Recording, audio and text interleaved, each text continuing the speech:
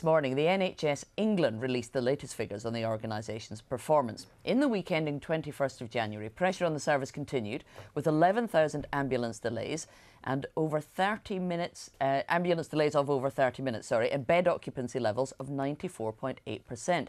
These figures are a very slight improvement in comparison to the previous set of weekly figures when there was a bed occupancy level of 94.9% and 12,600 ambulance delays of over 30 minutes. Labour have seized on the issue. Tonight they will hold an NHS rally outside the Houses of Parliament in support of the heroes that work there. And yesterday, at Prime Minister's questions, Jeremy Corbyn attacked the PM about NHS funding, calling the extra £2.8 billion pledged in last autumn's budget as thin gruel. Theresa May said that the NHS had been better prepared than ever before for winter pressures, and the government was ensuring that the NHS receives more funding. But she faces trouble on her own benches over the issue too. Boris Johnson reportedly called for extra NHS funding at this week's cabinet. Backbenchers Jacob Rees-Mogg, Mark Pritchard and Nick Bowles have all said that the health service needs more money. And frustration was also vented by some Tory MPs on Twitter, including Johnny Mercer and Sarah Wollaston, after the Prime Minister deflected an invitation from 90 MPs across the parties to set up a cross-party group to enhance sustainability in the NHS. Well, joining us now is Carol Jagger, who works at the Institute of Ageing in Newcastle. She's warned that we might be underestimating the future increases in the demand on the NHS. Thank you very much for joining us on the programme. You've done research which shows us that as we're living longer with more complicated conditions, our healthcare is going to get more complicated too. Yes, I have. And if I can just say a little bit about what we did. Our model takes people aged 35 and over, and with their lifestyle factors, obesity, smoking, and physical inactivity and other factors, it simulates how they're going to age in terms of accruing diseases. And yes, we found that most of the increase will be in what we termed complex multimorbidity, numbers of disease, 4 or more diseases. And that's more complex to manage, and it's going to cost considerably more money? Yes, it is. But I think also it's about organisation too. It all boils down to money, but it's really, we will need better training for health professionals and longer consultation times for GPs as well. So, I mean, we talk a lot about funding for the NHS, whether it's adequate or not, and you're warning us that we're going to look at substantial increases in the future. I mean, can the NHS really ever have enough money? I think it has to be a longer term plan than we've got at the moment. It isn't something that we can just shore up for a couple of years. Basically, our research is showing that this is going to continue for the next 20 to 30 years, and it isn't going to get better. And actually, more worryingly, we also found that people, younger people who are ageing into the older population are coming in with more disease as well. All right, well, Carol Jagger, thank you very much for explaining all that to us. With me now in the studio is Labour's Shadow Health Secretary Jonathan Ashworth and Tory MP Andrew Murison, who served as a medic in the Navy for 20 years. Thank you both for coming in to join us. Andrew, can I start with you? I mean, there's been a clear, sharp rising concern amongst voters about the NHS. 40% now say they think it's the most important issue facing the government. Is the government handling it well enough? I mean, you're right. By far and away, it's the biggest issue in my constituency mailbag at the moment. I think the government has approached winter pressures, which we have had, well, for the past 30 years since I've been associated with healthcare every year, quite well this year. We've had advanced planning, we've had more money going in, and it's been handled, I think, quite well. And that's a very short-term issue for the winter, though. I mean, the Chief Executive of the NHS England says he needs £4 billion more pounds, and he's not getting it from your government. Well, I think he should get it, and a number of my colleagues are saying the same, notably Boris Johnson, obviously. I've been arguing for more money for the NHS for a very long time, but I think Carol Jagger is absolutely right. It's not just about the sum total of money going into the NHS, which lags well behind that of comparable countries, I have to say, in Western Europe, but it's also how we structure the NHS and what we do within the NHS. We mustn't make it just a sickness service. We must also concentrate on preventative health, which is what Carol was referring to. The money is a part of it, though, and your manifesto pledged that there would be an increase in NHS spending in real terms per head of population for every year of this Parliament. But that's not actually how it's going to happen, is it? The National Audit Office says that once adjusted for age, the funding will actually fall in the year 2019 to 20. Well, there's more money being spent on the NHS than ever before. More doctors, more nurses, more activity underway in the NHS. And there's more need than ever before. Yes, of course there is. And there's going to be even more. And Carol's remarks, I think, are deeply worrying because she's predicting, actually, we're undershooting. And that, I think, reinforces the need for, in the 70th anniversary year of our National Health Service, for there to be a root and branch, cross-party, I think above-party, discussion, consultation, commission on where we go from here. Jonathan, you didn't sign the letter calling for a cross-party commission on the NHS. Is that because you think this is an issue that Labour does well on and you don't want to be seen to be cooperating with Conservatives on it? No, not at all. And I'm very happy to cooperate with Andrew. And to be fair to Andrew, when he says he's been arguing for an extra £4 billion, that's absolutely right, because I sit in the debates and I listen to Andrew's contributions to those debates in the House of Commons. And Andrew's completely consistent on that point. But when it comes to it, decisions about funding for the NHS are, by their nature, political decisions. They're about choices that government makes. And I'm just very sceptical that this government would choose to make the sorts of decisions to give the NHS the funding it really needs. Historically, and we are in the 70th anniversary of the NHS, historically, for 62 years, the NHS usually got more or less a 4% uplift year by year.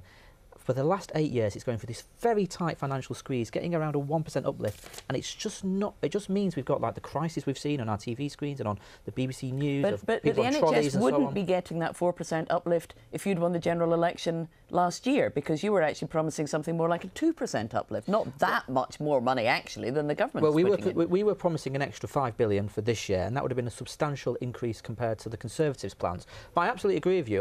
When you get to the 2020s and the 2030s, we do need a long-term plan for the National Health Service. So one of the proposals... isn't that why you need to take the politics out of it and have some kind of cross-party commission, maybe that doesn't look at the immediate funding, but looks at the future beyond the lifetime of this government and restructuring the NHS? Well, I think the problem is the last time we had a Royal Commission, I think it was Harold Wilson's government who set it up. And I don't think anybody really thinks it came up with any satisfactory conclusions or really put in place a long-term plan for the NHS when Harold Wilson did it in the 70s.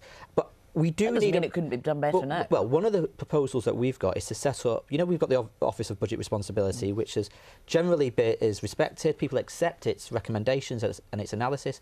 We believe we need something like that for healthcare, to recommend to government or to give government proper independent reports on the funding needs of the NHS, the staffing needs of the NHS, to allow government to put in place that sort of long-term planning, which we do agree is needed.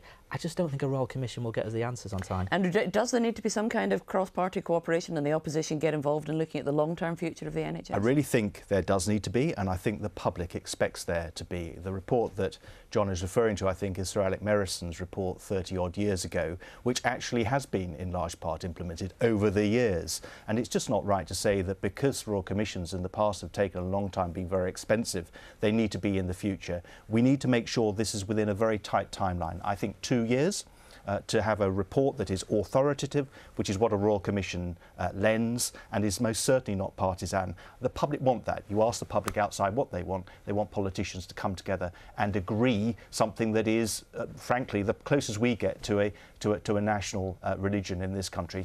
If there's one thing that unites the parties in Westminster at the moment, it is the National Health Service. I promise you this, that at the next general election, it's going to be at the very forefront of people's minds. Peter Hitchens, cross-party cooperation on the future of the NHS, is it the only way to tackle some of the really big questions that there are about funding? Yes, I think I think we're all tired of Labour pretending that only they care about the health of the nation. I mean, many of us have our criticisms of the Conservative Party. Just said Andrew cared about it. It's ludicrous, yeah, but his party is constantly being accused by Labour of effectively trying to destroy it, privatise and all this. This isn't true. And the whole approach of both parties in the end becomes needlessly adversarial because they're trying to make capital out of it. We had, 18 years of marketisation and reorganisation, and then we had 13 years of splurge. And the truth is that you could spend the entire gross domestic product on the National Health Service, it would still be unsatisfactory. One of the things a Royal Commission could address is one of the points that Andrew made, is the huge need to start doing something about preventive health.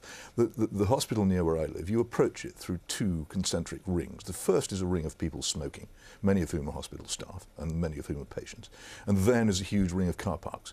And these are actually two huge contributions to ill health. The lack of exercise of the people who use cars far too much in a country which has ludicrously bad public transport or provision for walking and cycling.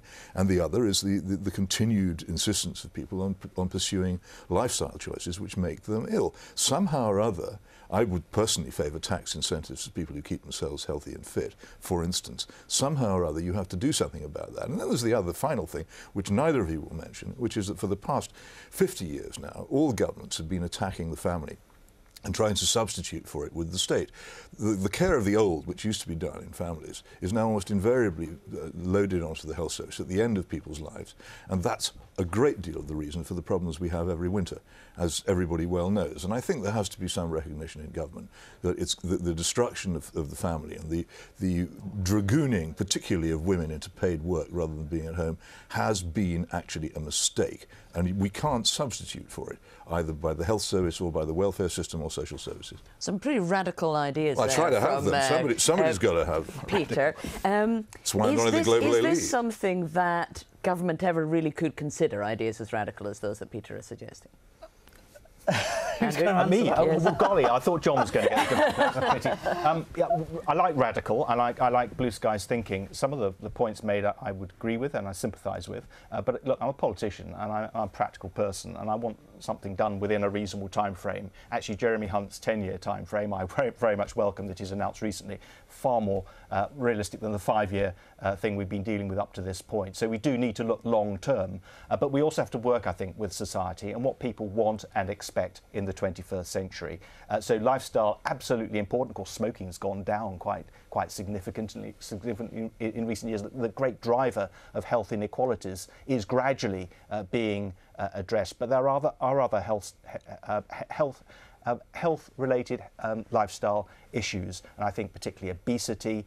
So it would be a mistake in any review simply to look at how to patch people up when they become sick. We also need to look at why they become sick and how government can do things that aren't going to make matters worse, because you need to remember government interventions have a habit of making things worse rather than better. And Labour argue a great deal about the funding for the NHS, and we could pick through the numbers and show that actually even the Labour Party wasn't promising the annual 4% uplift that the NHS traditionally gets. But this goes beyond money, doesn't it? I mean, is it not a mistake to be constantly criticising the government for the funding they're giving the NHS and not looking at some of the more underlying structural issues? Oh, absolutely. There's loads of fundamental issues we need to tackle. So I think funding is a big fundamental. We can't ignore it, as indeed is staffing. We've got vacancies for 100,000 staff. As indeed is the social care system, which is slightly separate from the NHS, but the two are interlinked because, as we've heard, there's lots of elderly people trapped in hospitals. Yes, I would say perhaps shouldn't be as separate, social care and the health service. But I would say driving a lot of that is the £6 billion worth of cuts, not the dragooning of women into the world of work, as Peter described women always it. Work. It's when they get paid for it. Well, I actually think women working is a good thing, and we should have equal pay for women, and more women should be encouraged into the world of work. I didn't say anything about women having equal pay. I don't think the problems around lack of social care provision and lack of care for our elderly is because women are in work, to be frank. And actually, Peter, if why don't some of the men stay at home then to look after these elderly relatives? Look, fine by me if you can persuade them to do it. But if you want to take me up on that, first of all, I'm not in the least bit opposed to equal pay for equal work, and never said so.